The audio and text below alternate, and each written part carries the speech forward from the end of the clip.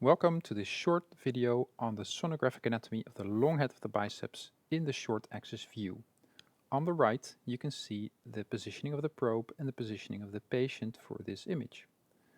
On the left we see the ultrasound image and we're gonna go through it like this. We start with the bone at the bottom, which is here the greater tuberosity, and to the left is the lesser tuberosity. The lesser tuberosity is a little bit more convex, while the greater tuberosity is more flattened. In between we see here the bicipital groove, and this is the layer of the bone.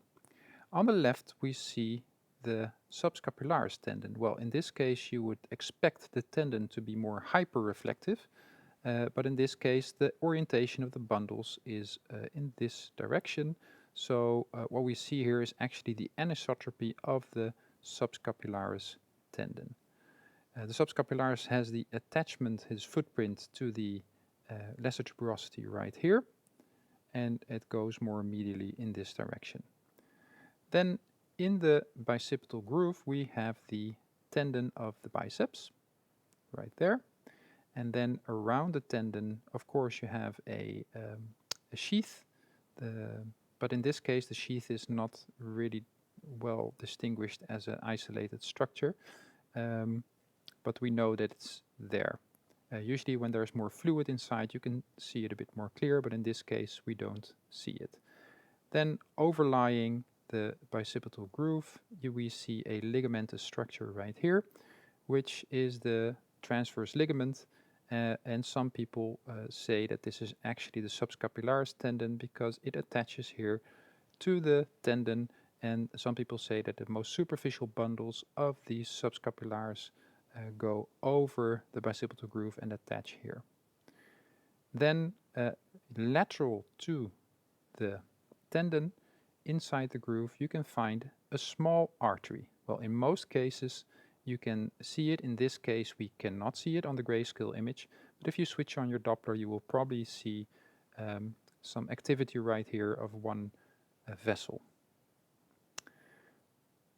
Overlying all this we have the subacromial subdeltoid bursa, which is actually overlying the ventral side here from the subscapularis all over the groove, and here it goes lateral and all the way dorsal, and it overlies even the infraspinatus tendon on the dorsal side of the shoulder.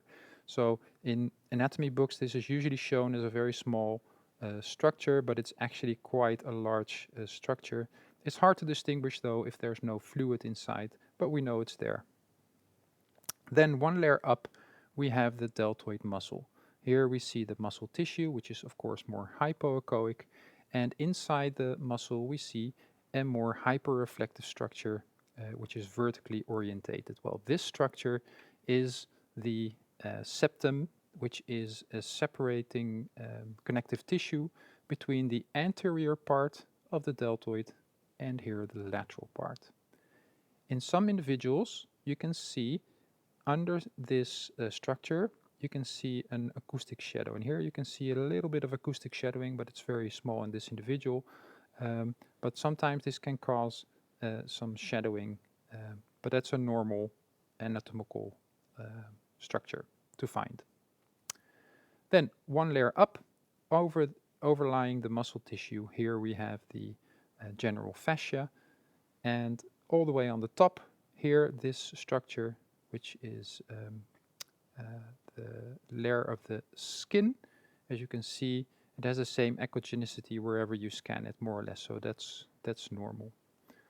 And then in this individual there's very little fatty tissue, but we see a little bit of fat right here, and in this case there's a little bit of fat over there.